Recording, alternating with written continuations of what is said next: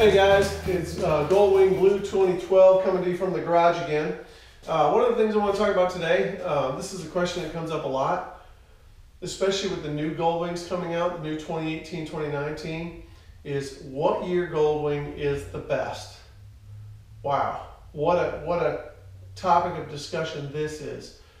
So, if you're a Goldwing guy like me, you know a little bit about the history. Obviously started in 1975 with about 1,000cc engine. So really kind of a plain bike. When the Goldwing came out, it was really very, very plain, but it was a bigger engine than most. I mean, back in the 70s, if you had a 750, that was a gigantic bike. Now I've got a V-twin 1900 sitting here, and it's more of an average bike. So then in the 80s, I think it was 1982, the Aspencades came out.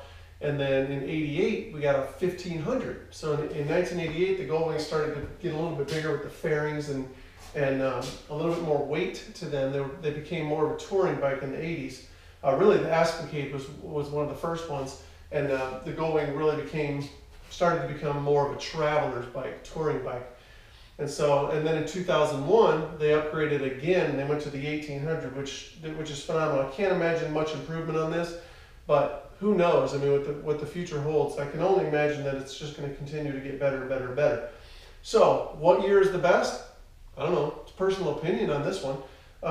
Find one that works for you. I liked the 2012 because I liked the color and I wanted a brand new bike. 2010 had a beautiful titanium, which I really liked a lot, but I really wanted a brand new bike, so I kind of went back and forth a little bit.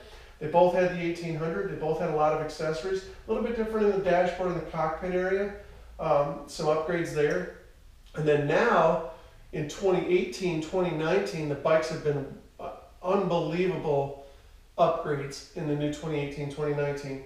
I'm not ready to go that way yet. I really like my heavy 930-pound 2012. The new bikes are 95 pounds lighter. They still have the same engine with a little bit of upgrade to it as far as power.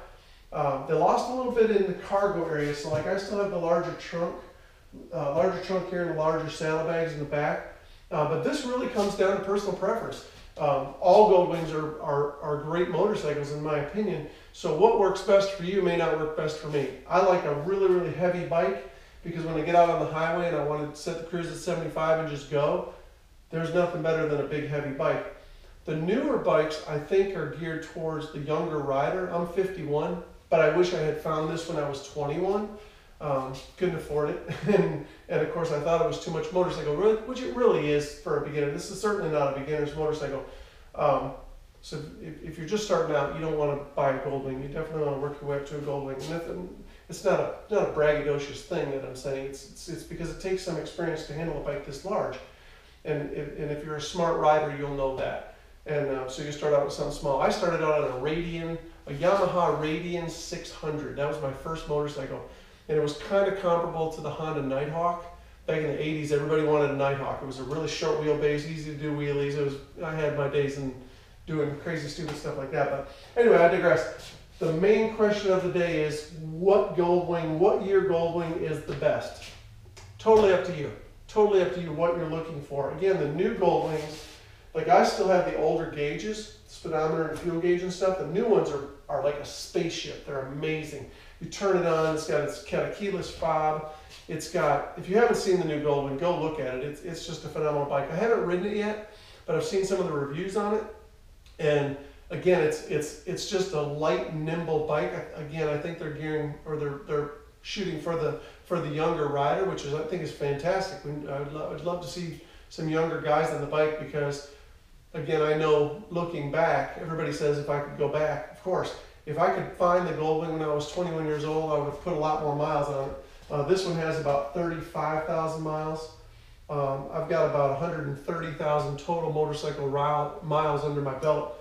And I'd love to have had all of them on the Goldwing. It's just a phenomenal motorcycle.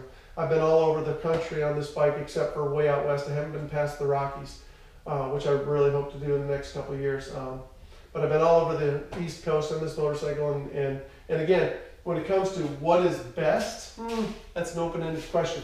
So all of the Goldwings are phenomenal. You got to just find the one that's right for you.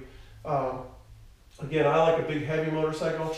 If you go back, if you wanna look at some of the 80s bikes, the thing I don't like about the 80s bikes is a lot of them are still running, you know, they're carburetors. So they're having a lot, I read on Goldwing forums all the time that they're having problems with the carburetors. Of course, they're 20, 30, 40-year-old bikes. And so they're starting to get up there. I mean, a 1975 Goldwing is certainly not the same as a 2012 Goldwing. It's just not the same bike. Still a good bike, but it's just not the same. So obviously your budget is going to depend on what you can afford. The new ones are about $28,000 to $30,000. This one I bought brand new. I want to say I paid $24,000 for it, and I probably got another $2,000 in accessories on it. So I've got about $26,000 into this bike.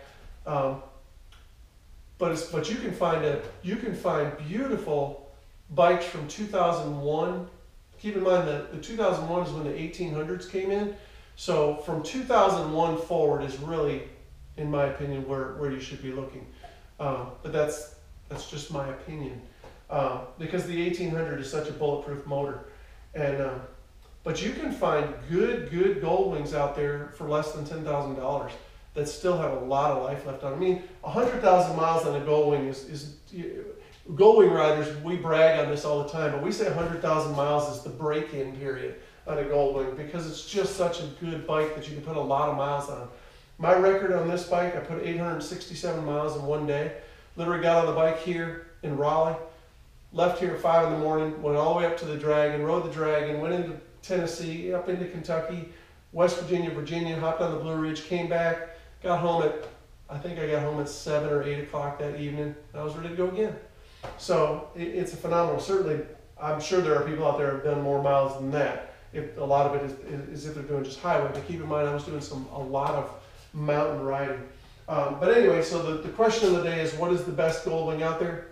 Pick one that suits you. Sit on a bunch, ride a bunch, see what fits you, and of course, you know, ride 2 or 3 of them. See what works best for you.